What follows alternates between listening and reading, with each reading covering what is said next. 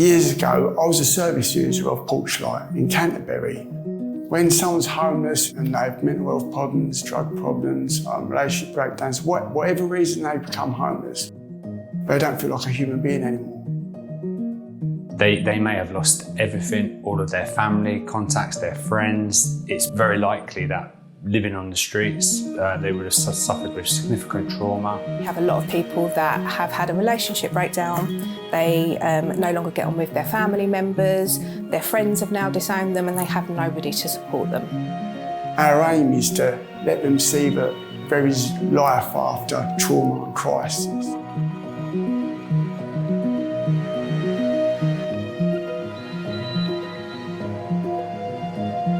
One story that sticks in my mind, she'd been on the streets for approximately 10 years. Because of her age, I straight away used to relate her to being my mum's age.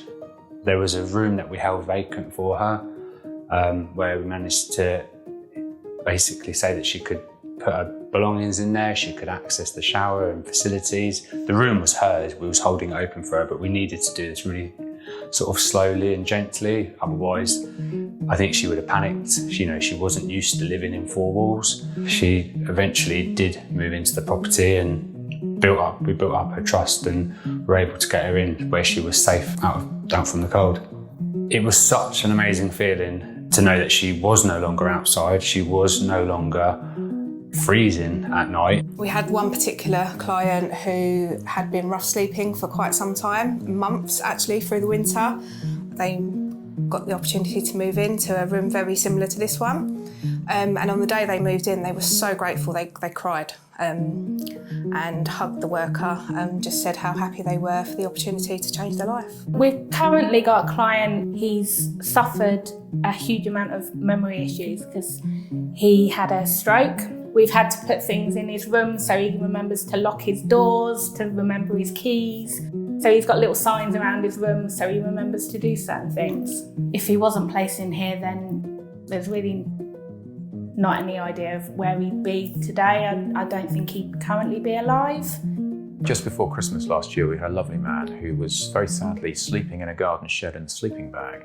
I don't know his precise circumstances as to why he'd become homeless, but we were able to put him in one of our low support flats in the Aycliffe area, and he was so grateful. I can't express the emotion that he showed when we showed him the flat. But I think one of the nicest things about wandering into quite a few of the properties that I look after and into people's flats is the fact that actually once you're in there, you wouldn't know they were any different from anybody else that wasn't homeless.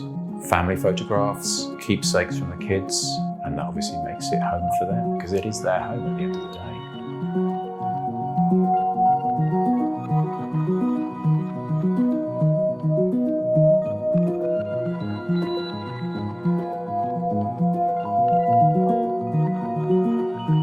Putting a roof over someone's head, that's easy. That's the easy part. It's once they're in here, it's helping them develop skills and self-belief which can help them go on to manage independence, because without that, a roof over their head doesn't mean anything. This is one of our communal lounges that is in one of our shared flats. One of the benefits to having such a large communal space is that for a long time, people that are homeless quite often very isolated. When they have spaces like this that they can come to, they can hang out with their friends, it just cuts out that isolation. We've had people that are very isolated, full of anxiety, won't mix in groups with people, and after doing a few sessions with us, they'll happily sit in a room with 8 other people, cook a meal with them, sit with them and eat with them, whereas previously they perhaps wouldn't even walk down the street. We also run activities in these spaces, so we might have film nights with the staff and the people that live here. We'll have cooking sessions in the kitchen. A book group, desert island discs, a way of interacting with people, so kind of discussing activities or thoughts or feelings with other people who are like-minded.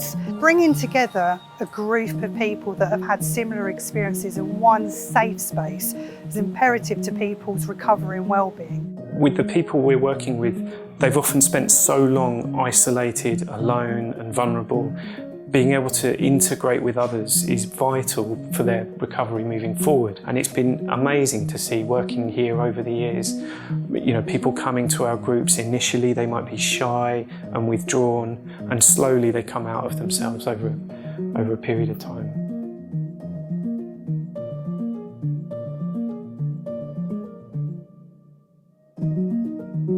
I'm worried that losing valuable services like this, this is just going to obviously add to the problem we've got, especially with, the cost of living and homeless numbers looking like they're going to rise. There'd be people dying. That's what would happen. If you're sitting in the streets and there's no services that are going to help you move out of that, there is no point in living.